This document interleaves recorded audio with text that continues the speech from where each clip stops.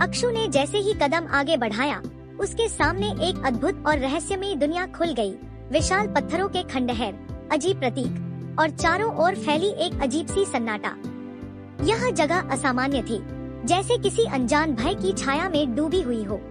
ये कौन सी जगह है? बहुत अजीब है और कितना सन्नाटा छाया हुआ है। उसकी नजर एक गांव पर पड़ी। अक्षु गांव के तरफ गई। लोग अपने घर में छिपे हुए थे, कांपते हुए, जैसे किसी अदृश्य शक्ति से भयभीत हों। उनकी आंखों में आतंक की झलक देखकर अक्षु ने पूछा, आप लोग इतना डरे हुए क्यों हो? आप किससे छुप रहे हो? एक भयानक राक्षस है यहाँ जोरात, जो हमें खाना मांगता है। अगर नहीं दिया तो इंसानों को मारता है। अचानक जमीन जोर से कांप उठी। एक गहरी गूंजती हुई गर्जना वातावरण में फैल गई।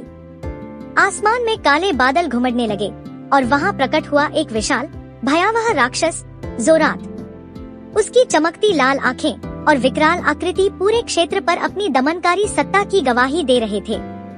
यह क्रूर दानव अपने मानसिक नियंत्रण से इस दुनिया के लोगों को अपनी गुलाम बना चुका था। लोग भयभीत थे। अक्षु को याद आया कि जिक्स ने उसे एक खास गैजेट दिया था, ब्रेनवेव डिसरप्टर।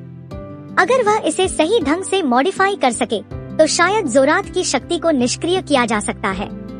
इसमें वह जोरात को मात दे सकती है। सावधानी पूर्वक अक्षु ने उपकरण में बदलाव किए, हर तार को ध्यान से जोड़ा। ये दुनिया मेरी है और यहाँ का लोग सब मेरा गुलाम है। हो हो हो हो। ये दुनिया भी तुम्हारी नहीं है और ये लोग भी तुम्हारे गुलाम नहीं हैं। और मैं अक्षु सबको तुमसे आजाद करूंगी। एक छोटी बच्ची इन सबको आजाद दिलाएगा। चलो देखते हैं असली ताकत किसमें है। युद्ध आरंभ हुआ। जोरात ने अपनी मानसिक शक्ति छोड़ी। हवा में तेज ऊर्जा की लहरें फैल गईं। परंतु अक्षु के गैजेट ने उन तरंगों को काटना शुरू कर दिया। धीरे धीरे लोगों की आंखों से धुंध छंटने लगी। वे जोरात के प्रभाव से मुक्त होने लगे। जो कभी भयभीत थे, अब वे स्वतंत्र थे। उन्होंने एक साथ खड़े होकर विद्रोह छेड़ दिया। वे अब और गुलाम बनकर नहीं रह सकते थे। फिर आखिरकार अक्षु ने अपने गैजेट का आखिरी बटन दबाया, ज़ैप। एक तेज चमक फैली और जोरात की शक्ति हमेशा के लिए नष्ट हो गई। विशाल राक्षस लड़खड़ाया, उसकी दमनकारी सत्ता समाप्त हो गई। लोग खुशी से झूम उठे। उनकी दुनिया अब आजाद थी।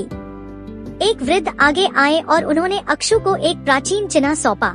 यह उनके पूर्वजों की निशानी थी, जो उसे उसकी आगे की यात्रा में मार्गदर्शन देगी। अब विदा लेने का समय था। अक्षु ने एक बार फिर उन लोगों की ओर देखा, जो अब स्वतंत्र थे। उनके चेहरे पर आशा की चमक थी। मैं जा रही हूँ दोस्तों, बाय बाय, फिर मिलेंगे। आप लोग अपना ख्याल रखना। वह वापस अपने संसार में थी, लेकिन उसके हाथ में वह प्राचीन चिन्ह अब भी था। उसका प्रमाण कि यह सब सच था, केवल एक सपना नहीं। उसने चिन्ह को ध्यान से देखा। उस पर नए प्रतीक उभरने लगे और पास में एक नया पोर्टल चमक उठा।